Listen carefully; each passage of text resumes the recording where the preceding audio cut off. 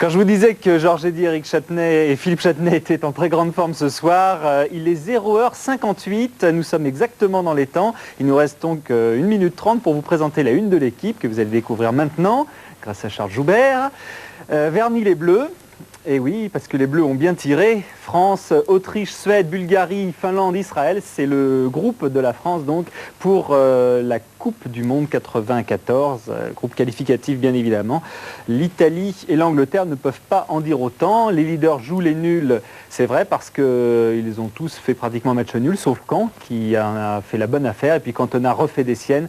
Cantona a été exclu après avoir jeté le ballon du match sur l'arbitre Monsieur Blouet. Et ça, évidemment, on risque d'en parler encore pendant un bon moment. Je vous rappelle les temps forts de la semaine. Il y aura du football mercredi. Il y aura surtout cette soirée de boxe mémorable du vendredi 13. On croise les doigts. Et puis samedi, ce sera du handball.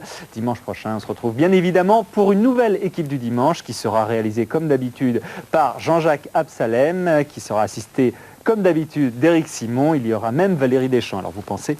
Voilà, on va se quitter et on va se retrouver la semaine prochaine. Je vous souhaite une excellente soirée sur Canal+.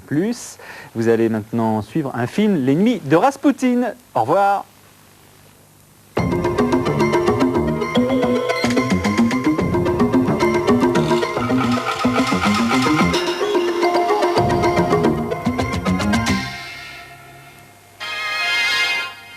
Émile Buisson, c'est mon frangin.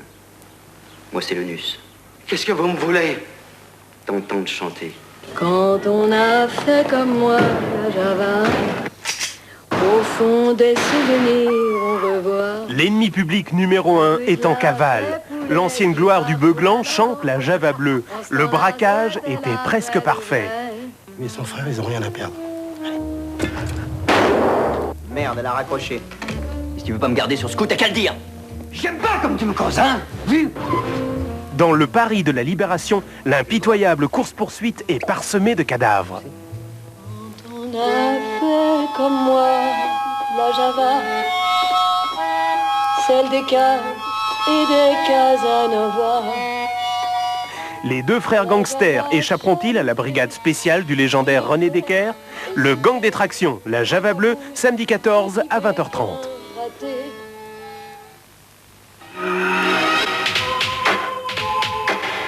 Faut que les garçons quittent le pays. Saline ne doit pas tomber entre leurs mains. Mais où peuvent-ils fuir? Vers l'Est. Le plus loin possible vers l'Est. Histoire vraie d'un destin incroyable vécu dans l'absurdité de l'histoire. Après le complot, Agnieszka Holland réalise Europa Europa. Allez! Très envie.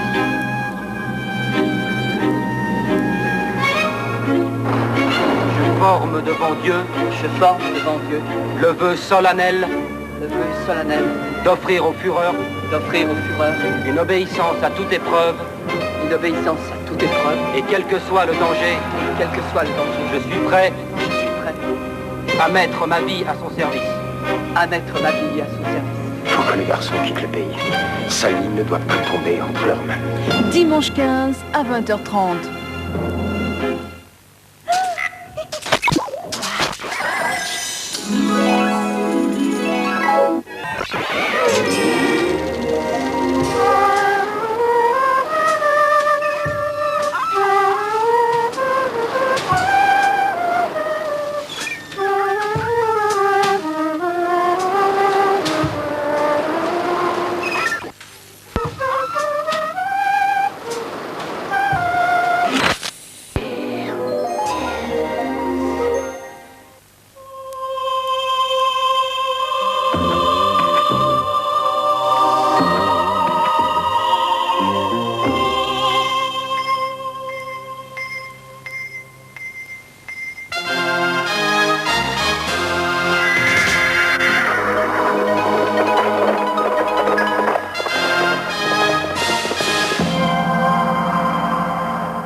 Il est peut-être mort en 1916 et à 52 ans, après avoir été empoisonné, assommé, poignardé, percé de balles et noyé. Mais il était coriace, décidément, le gaillard. Car au cinéma, dès 1916 et jusqu'à très bientôt sans doute, Raspoutine n'arrête pas de trousser les femmes du monde, de boire de la vodka, de chanter la Volga, d'imposer ses mains aux tsarévitch et de se faire des ennemis.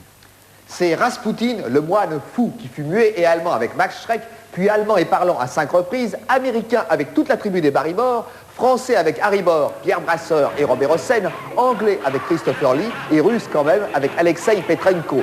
Il y en a eu des flops et d'autres, dont le vrai Raspoutine lui-même, filmé à l'époque dans le documentaire de Nathan Kroll, The Guns of August. Notre Raspoutine est franco-italien, c'est Edmund Purdom, trop jeune de 30 ans pour le rôle, se plaignait le metteur en scène Pierre Chenal. Oui, le grand Pierre Chenal, dont c'est hélas un des tout derniers films. On est loin de la magie sublime de L'homme de nulle part et de La Libye, mais c'est quand même un très très bon Raspoutine. Il y a la très belle Gianna Maria Canal qui à l'époque venait d'épouser Riccardo Freda. Et une fin qui n'est guère conforme à l'histoire, vous verrez. Car le film fut tourné en Italie et il s'avéra impossible de remplacer les eaux gelées de la Neva par les eaux boueuses du Tibre. Alors au lieu de noyer le moine fou, on le brûle. C'est ça aussi le cinéma de quartier.